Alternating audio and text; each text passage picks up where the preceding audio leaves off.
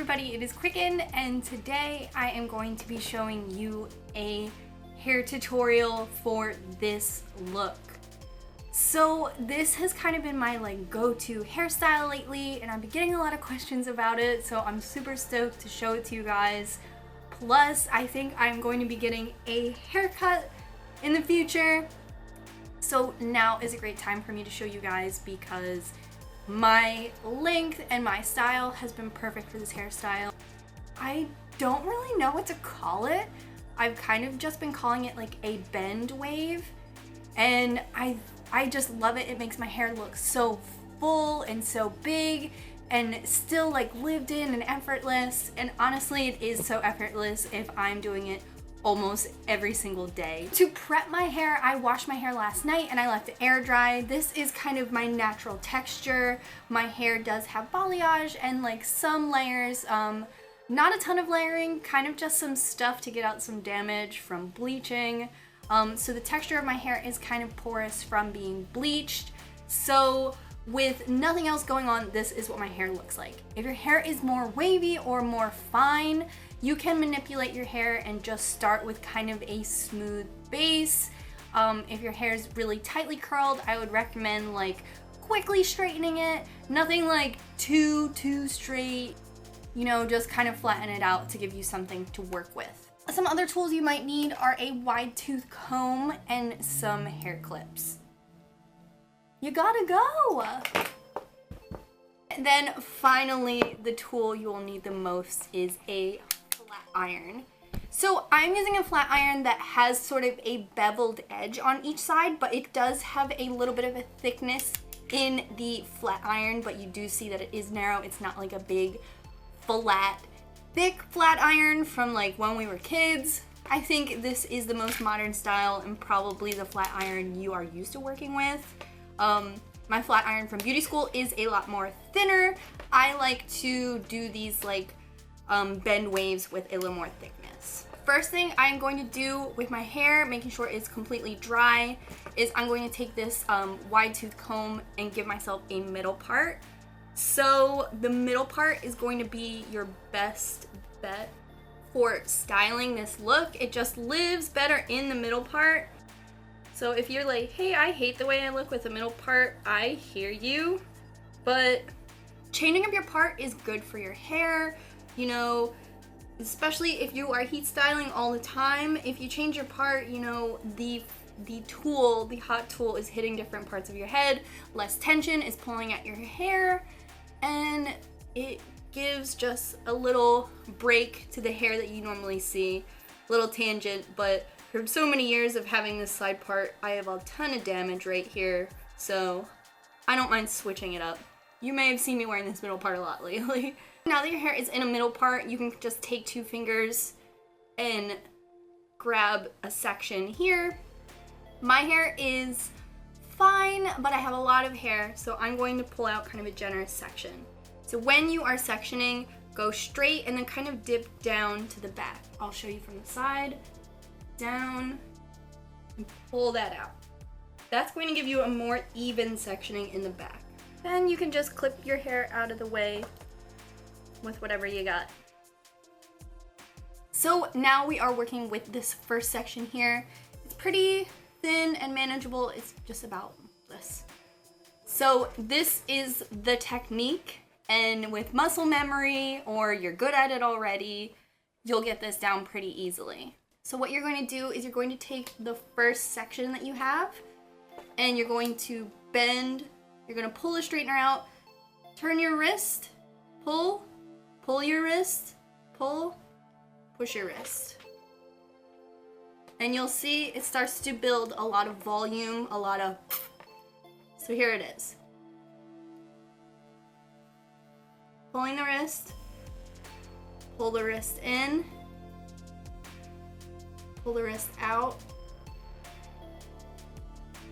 and you can see we kind of have this little S pattern. There is a little bit of that burn of the iron there, but trust me, it's all good. Take the next section. If you need your comb, use it. Taking it out, twist it, pull it in, twist it back out. Now you can see there is that like kind of retro-y S to the hair. However you're comfortable doing your back section, you can do it. I can kind of like pull it out like this and see it. Twist, pull it, twist it out. So with that kind of muscle memory, you can either position the mirror so you can see the back, or you can kind of feel it out.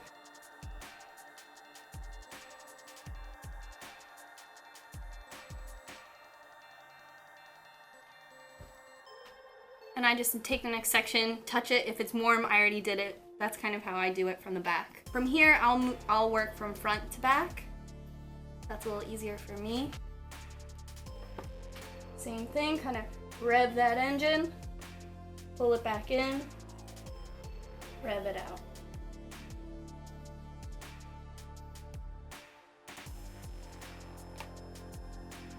Same thing here.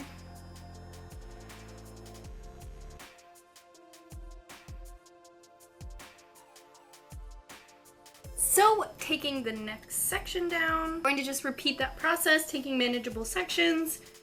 You know personally how thin or thick a section has to be for your hair to react to it. My hair is baby doll hair, so it doesn't take too much.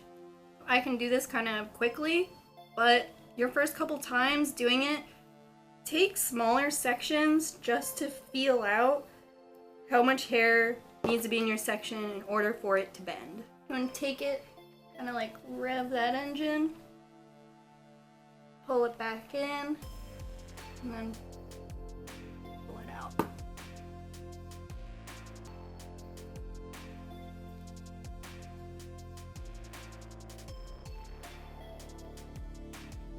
I'll kind of help it along by pushing my finger against it. If you are sensitive to heat, I wouldn't recommend doing that because your hair is hot.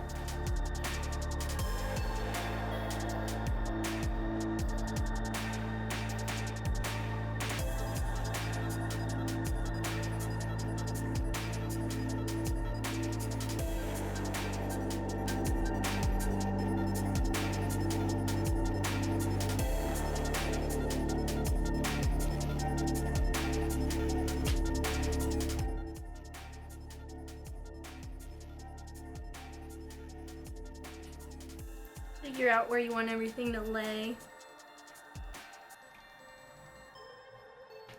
I'm like holding my hair up a little bit, putting the flat iron in so it's touching the base of the hair, and that's gonna give us the most lift.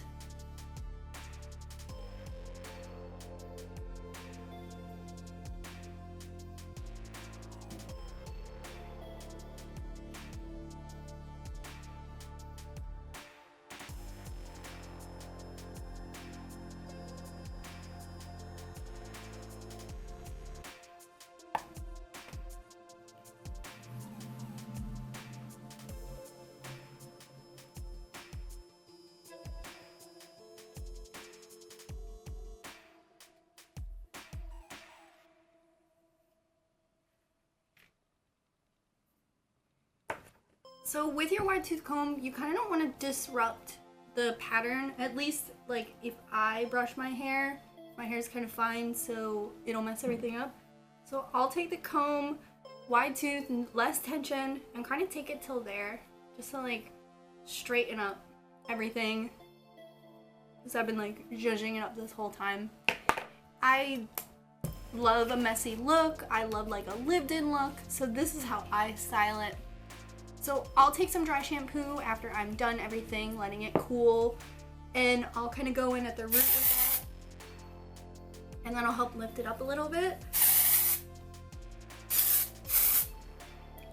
This will change the color of my hair, so I'll like pat that in, and then finally, when my hair looks like this, I'll take my hairspray, and this is optional. This is like my big, like, make a big hair, make it count. So I'll take the hairspray, kind of holding it far away. I'll lift up the hair and spray it and let it fall down.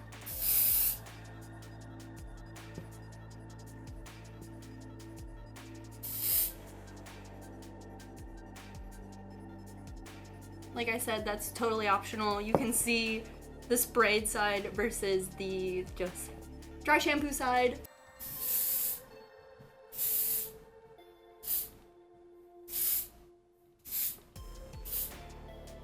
So this is the finished look. I don't know what this was called. I've just been calling it a bend wave when I talk to people about it. Everybody's different and everybody's hair texture is going to react different to this. When I did it to Dana's hair, I had to take very fine sections, and you kind of saw that like there's like no hair on my head, so I could take smaller sections. If I wanted it to be more obvious, if I wanted the S pattern to lay a little more obviously, then you would take finer sections and it would look a little more retro versus how it looks a little more just like huge and punk on me. But yeah, that is the finished look. I think it's great. It looks lived in. It's easy to do, something really easy to do if you have your hair that you air dried and you don't know what to do with it because it's already textured, it's already wavy. So yeah, thank you guys again. Thank you for always encouraging me to do hair tutorials. If you love this and you want to see more hair tutorials in the future, definitely give me a thumbs up on this video. If it's your first time here, subscribe. We have a ton of lifestyle videos on the channel for you to choose from. I love you guys so much, and until next time, bye.